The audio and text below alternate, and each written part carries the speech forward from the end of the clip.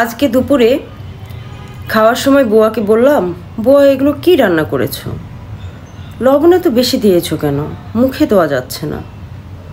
ইদানিং তোমার ধ্যান জ্ঞান কোথায় থাকে? বুয়া খুব বিরক্ত হলো।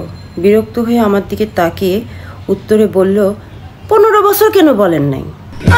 বুয়ার কথা বলার স্টাইল দেখে আমি বুয়ার দিকে অবাক দৃষ্টিতে কিছুক্ষণ তাকিয়ে থাকলাম।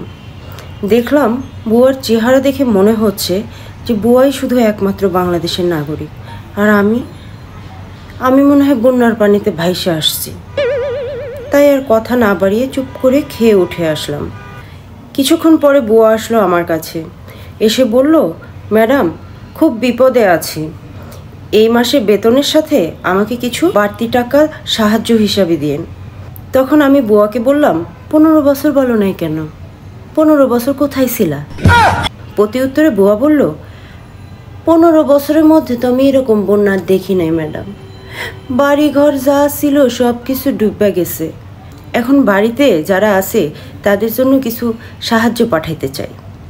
তখন আমি বুয়াকে বললাম, বুয়া বিষয়টা এরকমই, আমরা সবাই পরিস্থিতির শিকার, তাই কোনো কিছু নিয়েই সেটা সুযোগের সন্ধানী হয়ে এমন কোনো কথাবার্তা বা এমন কোনো কাজ করা উচিত নয় যেটা পরবর্তীতে নিজের উপরেই ভার পড়ে।